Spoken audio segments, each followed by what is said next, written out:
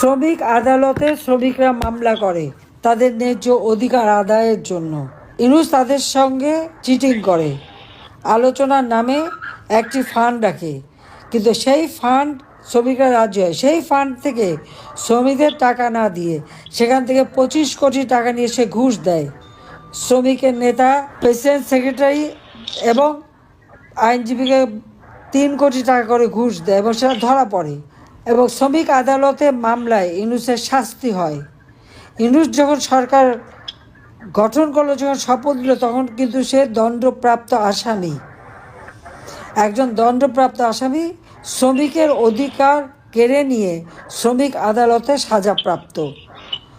আজকে সকল শ্রমিক শ্রেণী এবং কৃষক, এই কৃষকদেরকে আমরা 10 টাকা ব্যাংক অ্যাকাউন্ট খোলার ব্যবস্থা করে দিই, কৃষি উপকরণ কার্ড দিই, কৃষিতে ভর্তুকি দিই, বাংলাদেশ খাদ্যের স্বয়ংসম্পূর্ণ হয়। বর্গা চাষিদের বিনা জামানতে আমি কৃষি ঋণ দেওয়া শুরু করি। আমাদের যুব সমাজ যাতে কাজ করতে পারে তাদের জন্য কর্মসংস্থান ব্যাংক করে বিনা জামানতে 2 লাখ টাকা নিয়ে ব্যবসা করতে পারে, সেই ব্যবস্থা আওয়ামী লীগ সরকারই করে দিয়েছিল। কাজে আমি এইটুকু বলবো যে আওয়ামী লীগ সবসময় এদেশে কৃষক, শ্রমিক, মেহনতি মানুষের পাশে আছে। আজকে 4-5 লাখ ছাত্রছাত্রী পরীক্ষা দিতে পারে না, তাদের পড়াশোনার সুযোগ নাই, একটা ভবিষ্যৎ জেনারেশন নষ্ট করে দিচ্ছে। আবার দিন ফিরে আসবে, সুন্দর পরিবেশ হবে, ছেলেমেয়েরা আবার লেখাপড়া শান্তিমতো করতে পারবে এবং দেশের মানুষের জীবনে শান্তি ফিরে আসবে ইনশাআল্লাহ। আসসালামু আলাইকুম মাননীয় প্রধানমন্ত্রী, আশা করি ভালো আছেন। আমি নুসরাত জাহান, ঢাকা সিদ্ধেশ্বরী কলেজের ডিগ্রি প্রথম বর্ষের ছাত্রী। মাননীয় প্রধানমন্ত্রী, আমি জুলাই কোটা আন্দোলনে অংশগ্রহণ করেছি। মাননীয় প্রধানমন্ত্রী, আমি আমার কলেজের বন্ধুদের সাথে আন্দোলনে গিয়েছিলাম। আমি প্রথমেই ক্ষমা চেয়ে নিব মাননীয় প্রধানমন্ত্রী, আমি জানি আমি ভুল করেছি, আর যে ভুল করেছি সেটা ক্ষমার যোগ্য না। আমি যখন আন্দোলনে গিয়েছিলাম তখন জানতাম না এটা ছিল সরকার উৎখাত করার একটা ষড়যন্ত্র। আমরা শুধু কোটা উৎখাতের জন্য আন্দোলনে নেমেছিলাম। মাননীয় প্রধানমন্ত্রী, আমার কাছে মনে হয়েছিল কোটা প্রথা বাতিল হোক, মেধায় মূল্যায়ন হোক সব চাকরি, কিন্তু মাননীয় প্রধানমন্ত্রী, এটা বুঝতে পারলাম 5ই আগস্টের পর যে আপনি থাকতেই আমাদের দেশ শান্তিতে ছিল, আমরা নিরাপদ ছিলাম, শান্তিতে বসবাস করতে পারি। আপনি যাওয়ার পরেই আমাদের দেশে শুরু হয়ে গেল চুরি, ডাকাতি, ছিনতাই, ধর্ষণ। একের পর এক ধর্ষণ হয়ে আসছে। এখন আমরা নিজেদের নিরাপদ মনে করছি না মাননীয় প্রধানমন্ত্রী। আজ ধর্ষণকারীদের বিরুদ্ধে প্রতিবাদ জানাতে গিয়ে এমন ভাবে হুমকি নিতে হচ্ছে, এমন ভাবে হুমকি শুনছি যেন তারা আমাকেই ধর্ষণ করবে পরবর্তীতে। নিজেকে একদমই নিরাপদ মনে করছি না মাননীয় প্রধানমন্ত্রী। আপনি চলে যাওয়ার পরই দেশে শুরু হয়ে গেছে অশান্তি। একমাত্র ছোট বাচ্চাগুলো, তারাও ছাড় পায়নি, তাদেরও ধর্ষিত হতে হয়েছে। এমন দেশ তো আমরা চাইনি, এই জন্য তো আমরা আন্দোলন করিনি। আমরা একটা সুন্দর বাংলাদেশ চেয়েছিলাম, সেটা আমরা পাইনি, ব্যর্থ হয়েছি। জানি এসবের পিছনে আমাদেরই দোষ, আমরাই আন্দোলন করে দেশটাকে এই অবস্থায় নিয়ে এসেছি। এর জন্য আমি ক্ষমা চেয়েছি মাননীয় প্রধানমন্ত্রী। আমরা এখনো অনেক ঝুঁকিতে আছি, আমরা বুঝতে পেরেছি আমরা ভুল করেছি, আমাদের এখন কোনো নিরাপত্তা নেই। এমনকি 5ই আগস্টের পর আমার নিজের বাড়িতেও চুরি ডাকাতি হয়েছে, অনেক হুমকির মধ্যে আছি। আমি যদি পরিচয় প্রকাশ করে এই কথাগুলো বলি তাহলে আমার বাড়িতে আবার অ্যাটাক করা হবে, এজন্য আমার পরিচয় লুকাতে হচ্ছে মাননীয় প্রধানমন্ত্রী। আমরা আমাদের বাক স্বাধীনতা হারাই ফেলছি। দেশ নাকি সংস্কার চলছে, কোথায় কোটার জায়গায় কোটা রইলো, মাঝখান দিয়ে আমাদের দেশটা ধ্বংস হলো। এমন দেশ আমরা চাইনি মাননীয় প্রধানমন্ত্রী, এরকম বাংলাদেশ আমরা চাইনি। মনে হয় এই 10 মাসের চেয়ে 15 বছর, বিগত 15 বছর অনেক ভালো ছিলাম আমরা। দেশ এগিয়ে গেছিল, আমাদের জন্য আজ দেশের এই অবস্থা। এই জন্য আমি ক্ষমা চাচ্ছি মাননীয় প্রধানমন্ত্রী। আমি চাই মাননীয় প্রধানমন্ত্রী আপনি ফিরে আসেন, আপনি ছাড়া আমাদের কেউ নিরাপত্তা দিতে পারবে না, আমাদের কোনো নিরাপত্তা নেই, আমাদের নারী শিশুদের কোনো নিরাপত্তা নেই মাননীয় প্রধানমন্ত্রী। আপনার উসিলায় আল্লাহ আমাদের নিরাপত্তা দিয়েছিল, আমরা ভালো ছিলাম, আমরা এখন ভালো নেই। আমি চাই মাননীয় প্রধানমন্ত্রী আপনি ফিরে আসেন, আমাদেরকে উদ্ধার করেন এই অশান্তি থেকে। মাননীয় প্রধানমন্ত্রী, আমি আবারও ক্ষমা চাইছি আমার ভুলের জন্য। আপনি ফিরে আসেন। আমাদের একটাই অনুরোধ, আমাদের সবার একটাই অনুরোধ, আমরা আবার আপনাকে দেখতে চাই মাননীয় প্রধানমন্ত্রী। আপনি ফিরে আসুন। আমরা একদমই নিরাপদ নেই। তুমি, আমি জানি তোমরা ভুল পথে গেছো।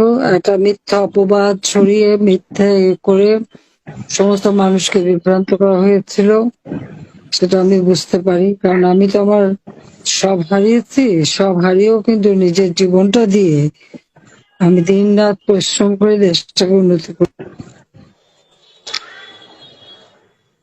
মানুষের চেষ্টা নয়, যে মানুষগুলোকে আমি একটু সুন্দর জীবন দিতে চেয়েছিলাম। তো আমি আছি, তোমাদের মাঝে আছি। ধৈর্য ধরো। মাননীয় প্রধানমন্ত্রী, আমরা চাই আপনি আবার দেশে ফিরে আসুন। আমাদের নিরাপত্তার বড় প্রয়োজন। আমরা নিজেদেরকে নিরাপদ মনে করছি না মাননীয় প্রধানমন্ত্রী। আমি জানি না এর পরবর্তীতে আমাদের কি হতে পারে, আমাদের সাথে কি হতে পারে। একের পর এক সময় হলেই ঘটছে। চলে আসবে, সময় হলেই চলে আসবো। ঠিক আছে, তুমি ধৈর্য ধরো, ধৈর্য ধরো। ইউনুসের ক্ষমতার লোভ, যখন ক্যাটাকার গভর্নমেন্ট আসলো ইউনুস আসলো দল করতে, সেই ডক্টর ইউনুস চেয়ারম্যান হয়ে এক কমিটি করলো 70 জনের। মাহফুজের নাম তার সেক্রেটারি, কিন্তু কেউ সাড়া দেয়নি, দল করতে ব্যর্থ হয়, কিন্তু চক্রান্ত চালিয়ে যায়। আজকে বলে আমরা নাকি হত্যা করেছি। 7 জুলাই 24 থেকে ছাত্ররা যে আন্দোলন করে তাদের সব দাবি তো মেনে নেওয়া হয়। 14 জুলাই পর্যন্ত তো তাদের উপরে পুলিশ একটা টোকাও মারেনি। কিন্তু এই সমন্বয়কদেরই কথা, পুলিশ হত্যা করেছে, মেট্রো রেলে আগুন দিয়েছে, কেউ বলে বিটিভি ভবনে আগুন দিয়েছে, এটা তারা নিজেরা স্বীকার করেছে। এবং এই হত্যাকাণ্ডগুলি, আজকে আবু সাইদের হত্যা, মুগ্ধ হত্যা, প্রত্যেকটা হত্যাকাণ্ড কারা ঘটিয়েছে? এটা তো ওই ডক্টর ইউনুসের মেটিকুলাস ডিজাইনেরই অংশ। এবং এই হত্যাকাণ্ড যখন হলো, আমি সাথে সাথে জুডিশিয়াল এনকোয়ারি কমিটি করে দিয়েছিলাম। কেন জুডিশিয়াল এনকোয়ারি কমিটিতে কাজ করতে দেওয়া হলো না? তার কারণ আসল জিনিস বেরিয়ে যাবে। আজকে মানুষকে এমনই বেয়াদব বানিয়েছে, এবং এই বিএনপি জামাত জোট যে প্রধান নির্বাচন কমিশনার হুদা সাহেবকে কীভাবে অপমানটা করলো, কোনো ভদ্রলোকের সন্তান এটা করতে পারে? তাদের মা বাবা নাই, বয়স্ক মানুষ, তিনি একজন সিএসপি অফিসার ছিলেন, তিনি একজন মুক্তিযোদ্ধা, তার ঘরে ঢুকে ভাঙচুর করে তার মাথায় ডিম ভেঙে দেয়, তাকে জুতো দিয়ে পেটায়। এরকম একটা বয়স্ক মানুষকে যে জুতো দিয়ে পেটায়, তাদের লজ্জা করে না এরকম বেয়াদবি করতে? ইউনুস এসে তো সে বেয়াদবি শিখেছে। ছাত্রছাত্রীরা প্রিন্সিপালকে গায়ে হাত তুলে তাকে মারে, তাকে দিয়ে জোর করে পদত্যাগ করায়। আর এই সমন্বয়ক নামে এই সন্ত্রাসী বাহিনী যে চিফ জাস্টিস থেকে শুরু করে মানবাধিকার সংস্থা, নির্বাচন কমিশন, সব জায়গায় হামলা করে। আওয়ামী লীগ যখনই ক্ষমতা এসেছে, জনগণের ভোটে এসেছে, পিছনে দরজা দিয়ে আসেনি, ক্ষমতা লঙ্ঘন করে আসেনি, ওই গুন্ডাবাহিনীর সন্ত্রাসী জঙ্গিবাদী করে আসেনি। হ্যাঁ, আমি জঙ্গিদের দমন করেছিলাম। 21শে আগস্ট গ্রেনেড হামলা, বিডিআরে যারা সেনা অফিসারদেরকে হত্যা করেছে, হলি আর্টিজেনে যারা হামলা করেছে, মানুষ খুন করেছে, আমি তাদের বিচার করেছি। সেটা কি আমার অপরাধ? এবং এই জঙ্গি দমন করে, সন্ত্রাস দমন করে মানুষের জীবনে শান্তি, নিরাপত্তা আমরা নিশ্চিত করেছি। মানুষের জীবনে স্বস্তি ফিরিয়ে এনেছিলাম। সারা বিশ্বের কাছে বাংলাদেশ উন্নয়নের রোল মডেল, সারা বিশ্বের কাছে বাংলাদেশ উন্নয়নের বিস্ময়। বাংলাদেশের অর্থনীতি শক্তিশালী, দক্ষিণ এশিয়ায় দ্বিতীয় শক্তিশালী অর্থনীতির দেশ হিসেবে বাংলাদেশকে আমি প্রতিষ্ঠা করেছি। এশিয়ার মধ্যে 9ম স্থান, সারা বিশ্বে 35তম স্থানে আমরা নিয়ে এসেছিলাম। আর আওয়ামী লীগের নামে, আমাদের নামে মিথ্যা অপবাদ দিয়ে, মিথ্যা মামলা, আমাদের প্রায় 5,00,000-7,00,000 নেতা কর্মীকে গ্রেপ্তার এবং তাদের বিরুদ্ধে মামলা। আওয়ামী লীগের প্রত্যেকটা নেতা কর্মীর ঘর বাড়ি সব জ্বালিয়ে পড়ে ছাড়খাড়। গত কয়েকদিন আগেও আপনারা দেখেন, একটা 16 বছরের ছেলে শেরপুর নাকলা, তার পাটা কেটে ফেলে দিল। কতটা ভয়ঙ্কর এরা, এবং কত বড় সন্ত্রাসী জঙ্গি, তাদের বিরুদ্ধে মামলা হয় না। পুলিশ হত্যাকারীদের মামলা হয় না। আওয়ামী লীগ নেতাকর্মী সংখ্যালঘুদের উপর হত্যা করলে সেগুলি মামলা হয় না। পেশাজীবী ডাক্তার, সাংবাদিক, নার্স এদের হত্যা করলে তার কোনো মামলা হবে না। মামলা উল্টো আওয়ামী লীগের বিরুদ্ধে সমস্ত মামলা দিয়ে রেখে দিয়েছে। আমি কেন হত্যা করতে যাব?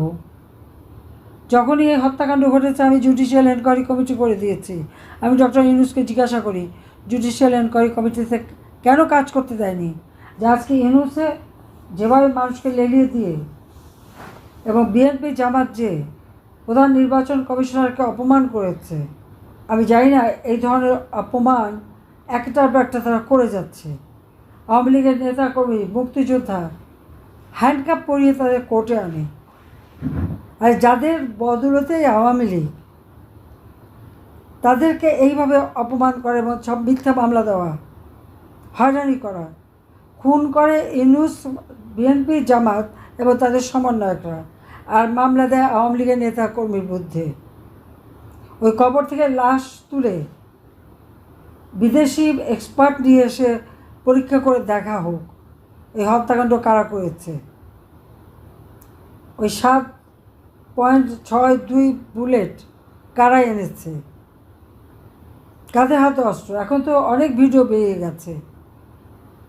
আবু সাইদের হত্যা, মুগ্ধের হত্যা, প্রত্যেকটা হত্যাকাণ্ড তো তাদের পরিকল্পিতভাবে করা। তারেক যে লন্ডন থেকে বুদ্ধি দেয় লাশ ফেলে সরকার পড়ে যাবে, আর ইউনূসের পরামর্শ আসে লাশ ফেলো, আর তারা লাশ ফেলেছে সমন্বয়করা।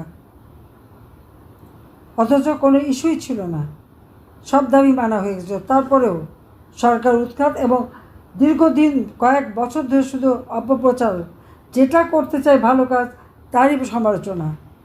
আজকে তারা মেট্রো রেলে চলে না, রাস্তায় চলে না, আমার করা একটা প্রতিষ্ঠান উদ্বোধন করে তো বেশ গাল ভরে কথা বলে।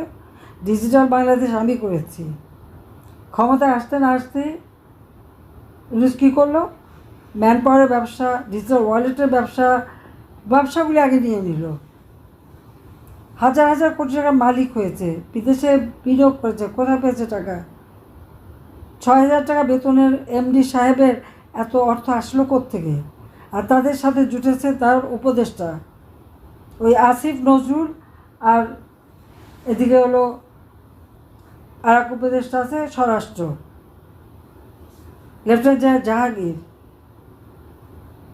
বিটিআরের হত্যাকাণ্ডে যারা সাজাপ্রাপ্ত আসামি তাদেরকে মুক্তি দিয়ে দেয় কেন? নিশ্চয়ই লেফটেন্যান্ট জাহাঙ্গীরের কোনো দায়বদ্ধতা আছে, এদেরকে দিয়েই এই অপকর্মটা করিয়েছে, সেই জন্য তাদেরকে পুরস্কার দিচ্ছে।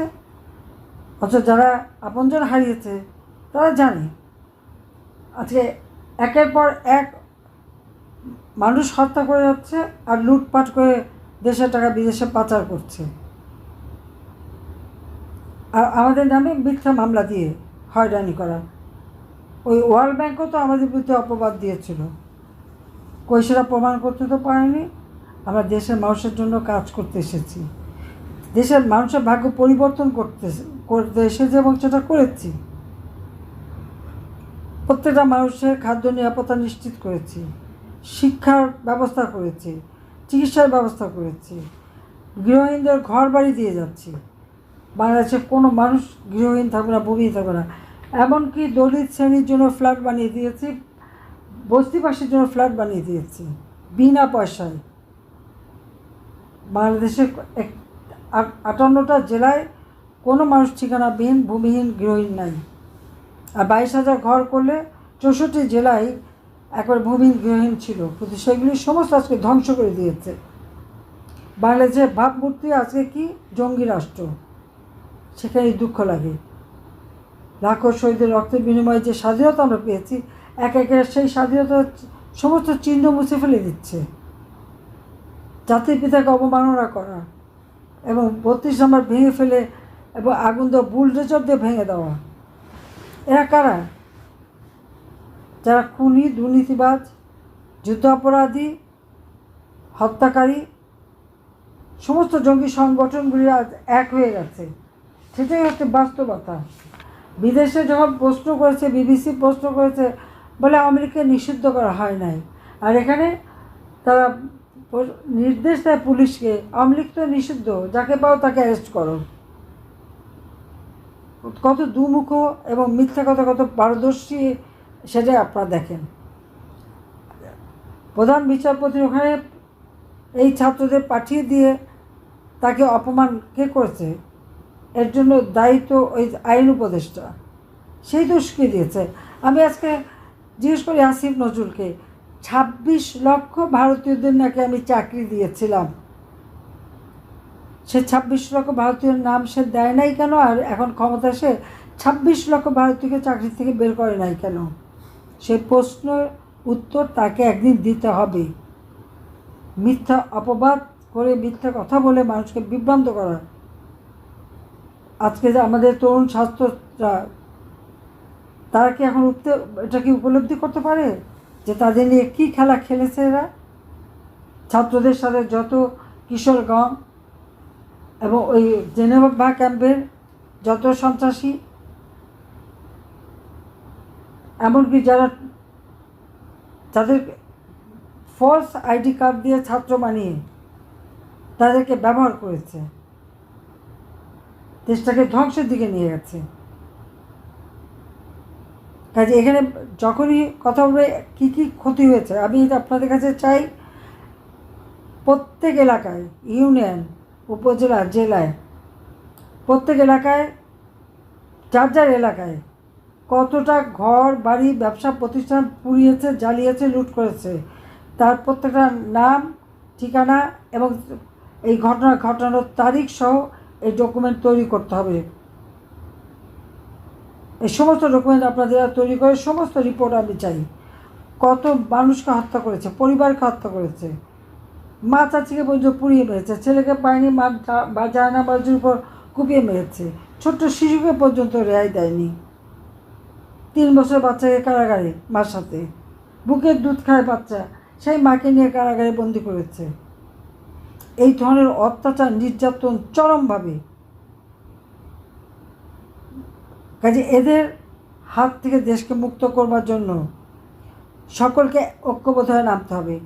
আওয়ামী লীগকে ব্যান করার এই ইনুসটা কে? জনগণের ম্যান্ডেটে ক্ষমতা এসেছে, না সংবিধান মতো ক্ষমতা এসেছে? অবৈধভাবে ক্ষমতা দখলকারী সমস্ত নির্দেশনা সবই অবৈধ, সবই অবৈধ। এখন নাকি সংবিধান বাতিল করে নতুন সংবিধান দেবে। সংবিধান লেখার মতো কি যোগ্যতা আছে? বিদেশি নাগরিক বাংলাদেশে এক কেলেঙ্কারি করে দেশের থেকে চলে গিয়েছিল, তাকে দিয়েছে সংবিধান প্রণয়ন করতে, সংস্কার করবে। আগে নিজে সংস্কার করুন। জনগণের অর্থ আত্মসাৎ করে গ্রামীণ ব্যাংকের টাকা লুট করা, শ্রমিকের টাকা মেরে খেয়ে যে শ্রম আদালতে সাজাপ্রাপ্ত আসামি, সে হয়েছে ক্ষমতাধর, বেআইনিভাবে ক্ষমতায় বসেছে। সে আবার সংস্কার করে, আওয়ামী লীগকে ব্যান করে। আওয়ামী লীগকে ব্যান করার তার কোনো অধিকার নাই। ওই ঘোষণা দিলে ব্যান হয় না। কত ধানে কত চাল সেটা বুঝবে। কাজে আওয়ামী লীগের সমস্ত নেতাকর্মীকে আজকে ঐক্যবদ্ধ হতে হবে এবং এই অন্যায়ের বিরুদ্ধে রুখে দাঁড়াতে হবে। বাংলার জনগণের পাশে দাঁড়াতে হবে। জনগণ ভালো নেই, কারোর জীবনে নিরাপত্তা নেই। তার বাড়িতে ঢুকে তাকে লুটপাট, ভাঙাচোরা, তার হত্যা করে যাচ্ছে। বাংলাদেশের সকল শ্রেণী পেশার মানুষ, কৃষক, শ্রমিক, দিনমজুর, মেহনতি মানুষ থেকে শুরু করে সাধারণ জনগণকে ঐক্যবদ্ধ করে এই দুঃশাসনের বিরুদ্ধে রুখে দাঁড়াতে হবে। দেশের মানুষের জীবনে শান্তি নাই, নিরাপত্তা নাই। এরা লুট করতে এসেছে, মানুষ খুন করে আমাদের আমি মিথ্যা মামলা দেয়। আইসিটি ট্রাইব্যুনালে বিচার করার কোনো অধিকার নেই। ওটা সম্পূর্ণ বেআইনিভাবে এই ট্রাইব্যুনাল গঠন হয়েছে। এটা ছিল যুদ্ধাপরাধীদের বিচারের জন্য, পার্লামেন্টে পাশ করা। তারা সংশোধন এনেছে, পার্লামেন্টে সে আইন পাশ করা হয়নি। কাজে সেটা সম্পূর্ণ বেআইনি। আরও বেআইনি এই কারণে যে যুদ্ধাপরাধীদের পক্ষে যারা ডিফেন্সে ছিল, আজকে সেই জামাতের লোক হচ্ছে সেখানে চেয়ারম্যান, জামাতের লোক হচ্ছে চিফ প্রসিকিউটর, জামাতের লোকই আবার আমাদের আইনজীবী দেয়। আমাদের আইনজীবীর দরকার নাই, কারণ রায় তো তারা দিয়েই দিয়েছে। আবার তো নাটক করার দরকারটা কি? বিচারের নাম এখন নাটক। বাংলাদেশে কোনো বিচার আইনের শাসন নাই, বিচার নাই, সবই দলীয়করণ। বৈষম্যহীন আন্দোলনের আজকে রেজাল্ট হচ্ছে সব জায়গায় বৈষম্য। 55% উপর জনগণের সমর্থন আওয়ামী লীগের। ভোটের হিসাব করলে এখনও সেই অবস্থা আমাদের। কালকে নির্বাচন দিলে আওয়ামী লীগই জিতে আসবে, জনগণের ভোট পাবে, আস্থা পাবে, সে আস্থা আছে। ওই 32% ভোট বাড়ানোর মতো ক্ষমতা বিএনপি জামাতে নেই, কারণ তারা জনগণকে লুটপাট করা, খুন করা, জমি দখল করা, অগ্নিসন্ত্রাস করে মানুষের কাছে আরও হেয় প্রতিপন্ন হয়েছে। আর এই এনসিপি এক দল বানিয়েছে সমানে ঘুষ আর টাকা খাওয়ার, বিদেশে সম্পদ বানানোর, সেগুলি সমস্ত হিসাব আমার কাছে আছে। আর ইউনুসে তো গ্রামীণ ব্যাংকের টাকা, গ্রামীণ ফোনের টাকা সমস্ত পাচার করা, শেয়ার মার্কেটের টাকা পাচার করা, নানাভাবে এই অর্থ পাচার করে আজকে সাধু সেজে যাচ্ছে। আর সমস্ত দোষ আওয়ামী লীগের। পুলিশ হত্যার বিচার করতে হবে। আওয়ামী লীগ সহ সংখ্যালঘু সম্প্রদায় এবং আমাদের ডাক্তার, আইনজীবী, পেশাজীবী, সাংবাদিক, যত হত্যা হয়েছে সব হত্যার বিচার করতে হবে। কারণ এই হত্যাকাণ্ডগুলি ঘটিয়েছে যে ছাত্র, শিক্ষক, যত হত্যা, এই মুগ্ধ, অবসায় সহ সমস্ত হত্যার দায় হচ্ছে ইউনূসের নিজের মেটিকুলাস ডিজাইনের অংশ। এই হত্যা আমি করিনি, আমাদের কেউ করেনি। পুলিশ মেরে ঝুলিয়ে রাখা, পিঠে পিঠে মারা, অন্তঃসত্ত্বা মেয়েকে মারা, এর বিচার বাংলাদেশে হতেই হবে। আর এইভাবে নির্বাচন কমিশন সহ এদেরকে এইভাবে অপমান করা, আমরা ধিক্কার জানাই যারা এই অপমান করেছে, এবং তাদের শাস্তি দিতে হবে। বাংলাদেশটাকে নিয়ে খেলা, ছেলে খেলা চলতে পারে না। কাজে সবাই ঐক্যবদ্ধ হয়ে প্রতিরোধ গড়ে তুলুন। জয় আমাদের হবে, জনতার জয় হবে। এই কতগুলি দুষ্কৃতিকারী, জঙ্গি, সন্ত্রাসী, তারা টিকতে পারে না। তাদের বিরুদ্ধে রুখে দাঁড়াতেই হবে। দেশের মানুষের শান্তি, নিরাপত্তা ফিরিয়ে আনতে হবে। জাতির পিতা বঙ্গবন্ধু শেখ মুজিবের সোনার বাংলায় ওই সমস্ত যুদ্ধাপরাধী এবং সন্ত্রাসী, জঙ্গি, এই সুদখোর, খুনি ইউনূসগণ, এদের কোনো স্থান নাই। সবাইকে ধন্যবাদ। জয় বাংলা, জয় বঙ্গবন্ধু, বাংলাদেশ চিরজীবী হোক। খোদা হাফিজ।